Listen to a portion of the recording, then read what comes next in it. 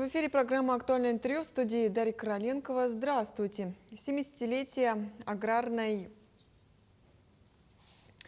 науки в Якутии, естественно, связанная с историей арктического АГАТУ, является ключевой вехой развития АПК региона. Ведущую роль АГАТУ в подготовке кадров и научном сопровождении аграрной отрасли мы сегодня поговорим. Наш гость студии Валерий Федоров, ректор АГАТУ, доктор биологических наук, депутат Госсобрания Лтумен Республики Саха-Якутия. Валерий Иннокентьевич, здравствуйте. Добрый день.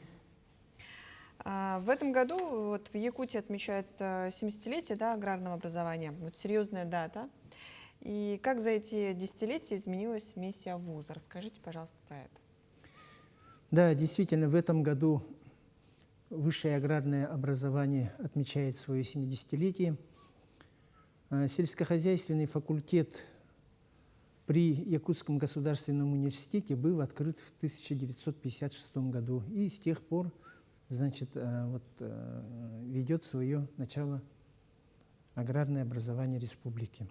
Тогда на первый курс в 1956 году было зачислено 75 студентов, а сейчас уже, на данный момент, на 2025 год, я скажу, что контрольные цифры приема уже превышают 700 мест. А каким должен быть сегодня аграрный вуз, на ваш взгляд, учитывая требования по подготовке кадров на сегодняшний момент? В настоящее время именно требования к образовательным программам изменились, так как мы сейчас работаем на производство, на бизнес, скажем. И здесь мы должны именно отвечать требованиям работодателей. И работодатели совместно с нами, заказчики наши, они формируют эти образовательные программы. И в связи с этим мы в этом году ввели новую такую специальность, это пробную, это по зоотехнии. Это получается, что они по одной специальности получают диплом, но в дипломе у них будет две квалификации. Это зоотехника, первая квалификация, и вторая квалификация – это экономист. По другим специальностям и направлениям подготовки мы также планируем введение таких квалификаций, двойных квалификаций, скажем. Это как по агрономии, так и по ветеринарии, также и по агроинженерии. Так как сейчас востребованность на рынке труда таких специалистов широкого профиля очень востребована. Государством перед аграрным сектором ставится амбициозная цель, чтобы к 2030 году 70% выпускников работали в агросекторе. Что является главным стимулом для молодого специалиста остаться в отрасли в этой?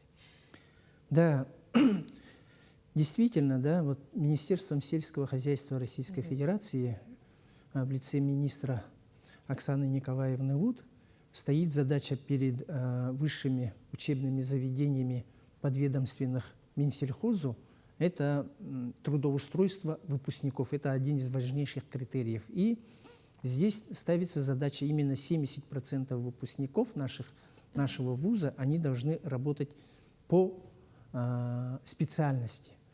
И здесь для того, чтобы это выполнить, мы должны именно выстроить очень такую, скажем, систему, это непрерывное аграрное образование. То есть это со школьной скамьи, профориентационная работа. И чтобы именно школьники, которые учатся в агротехклассах, в агрошколах, поступали к нам, и после завершения обучения они шли работать, в аграрный сектор. Кроме этого, есть такая интересная программа сейчас, это кадр в АПК. Кадр в АПК, по нему, именно через также систему «Работа в России», платформа «Работа в России», абитуриенты уже выбирают, по специальности они, когда поступают, они уже выбирают место, где они после окончания будут работать. Вот так вот. Валерий Никитич, вот в АГАТУ сегодня 259 человек учатся вот по целевым договорам. Да? Считаете ли вы, что за целевым обучением вот будущей подготовки кадров именно для АПК? И как вот убеждаете бизнес инвестировать вот в будущих специалистов? Ну да, вот как раз я вот сказал же, да, вот кадры в АПК. Да, да. И здесь вот сейчас вот у нас в университете учатся 259 студентов, которые уже имеют, да, целевые договора. И по окончанию обучения они пойдут работать на эти предприятия. Что им это дает, да, в период обучения? В первую очередь, конечно, это поддержка заказчиков. Заказчики во время обучения им предоставляют места для производственной практики, учебной практики. Кроме этого, они им выплачивают дополнительную стипендию, да? И по окончанию обучения они уже, когда его к себе берут на работу, им предоставляют и жилье, ну и уже гарантированное место работы. В этом вот и заключается вот целевое обучение наших студентов. И с каждым годом вот целевое обучение у нас будет, места под целевые обучения, да, под целевое обучение, оно будет увеличиваться. Вот вы реализуете программу «Школа фермера», да, вот совместно с Россельхозбанком. Другие программы ТПО, вот кого сегодня чаще всего приходится доучивать, так скажем, животноводов цифровым сервисом или вот новоиспеченных фермеров вот азам бизнеса? Так, ну я хочу сказать, что здесь и тех, и других, да, мы, значит, обучаем у нас через систему. У нас есть Институт дополнительного профессионального образования, где каждый желающий может пройти переподготовку, может пройти повышение квалификации, да, и, значит, получить диплом либо свидетельство. Вот школа фермеров, да, школа фермеров, она реализуется совместно с Россельхозбанком. В этом году мы уже 3-й выпуск сделали, и всего по этой программе обучилось 77 слушателей, да, 77 слушателей. И по окончанию обучения они идут дальше работать, ну, вот, как фермеры, именно вот как крестьянские фермерские хозяйства. У нас вот именно животноводство в основном в республике, это же ведь мелкие фермерские хозяйства, да, и для того, чтобы вот работать именно фермером, это очень, фермер, это очень такая сложная, скажем, да, ну, не профессия, а вид деятельности, скажем, да, вот именно он должен быть как экономистом, должен быть и животноводом, должен быть и растениеводом, да, и кормопроизводством заниматься. Вот поэтому мы вот именно для этого их и обучаем. Вот ученые вуза проводят специфические такие арктические исследования, да, вот мерзлотные почвы, эндофиты для Якутии, вот техника для криолит-зоны. Вот как результаты исследований воплощаются в жизнь?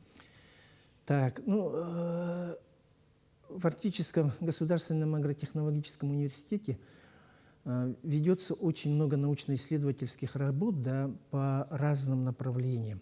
Но в первую очередь, конечно, это животноводство, растениеводство, кормопроизводство, агроинженерная, да, тема обязательно входит. И здесь вот в 2025 году по нашему университету по линии Российского научного фонда было проведено 4 научно-исследовательские работы. 2 из которых именно затрагивали увеличение продуктивности именно по табунному коневодству и по северному домашнему оленеводству. И две темы вот, Российского научного фонда, они шли именно по лесному хозяйству. Кроме этого, у нас есть государственные задания, да, по линии Министерства сельского хозяйства Российской Федерации и по линии Министерства сельского хозяйства и продовольственной политики нашей республики. И здесь у нас темы тоже очень широкие, начиная, как скажем, от растениеводства, заканчивая животноводством и ветеринарной наукой. Вот.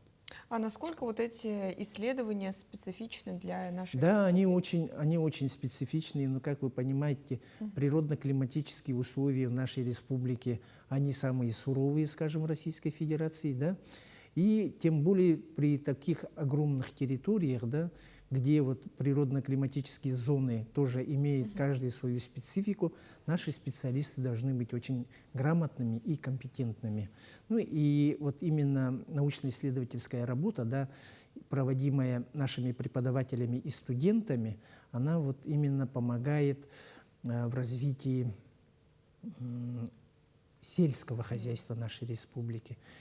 Здесь вот по науке, если мы будем говорить, да, один маленький пример, это, например, мы проводили хоздоговорные работы с Анабарским районом, и наши преподаватели и студенты с факультета ветеринарной медицины выезжали, значит, муниципальное унитарное предприятие имени героя Спиридонова на лечение оленей от саркоптоза. Вот такие вот проводим мы, значит, мероприятия. Кроме этого, у нас, значит, есть работы по лесовосстановительным работам, да, так как у нас есть вот в аграрном университете еще и факультет лесного комплекса и землеустройства, и здесь мы тоже вот работаем по лесовосстановительным работам. А берут ли вот в пример другие регионы такой? Так, да, вот, кстати, очень интересный вопрос, да, почему? Потому что мы прошлым летом проводили здесь повышение квалификации для преподавателей вузов Дальнего Востока и Сибири, и к нам приезжали, значит, с Красноярского аграрного университета, с Иркутского аграрного университета, с Бурятской сельскохозяйственной академии, да, ну и по ВКС подключались и другие, скажем, вузы, да, центральных районов. Так вот, они, когда выезжали в наш Актюмский филиал, и когда смотрели, как у нас там проводятся вот именно работы по растениеводству, они были очень и очень удивлены тем, что у нас именно, оказывается, огурцы, помидоры выращивают на открытом грунте. Вот именно в условиях криолитозоны. Ну и надеемся, что этот круг будет расширяться с каждым Да, годом. конечно, да. Спасибо, Валерий Иннокентьевич, что сегодня к нам пришли. Действительно было интересно. Я напомню, это была программа «Актуальное интервью». До встречи.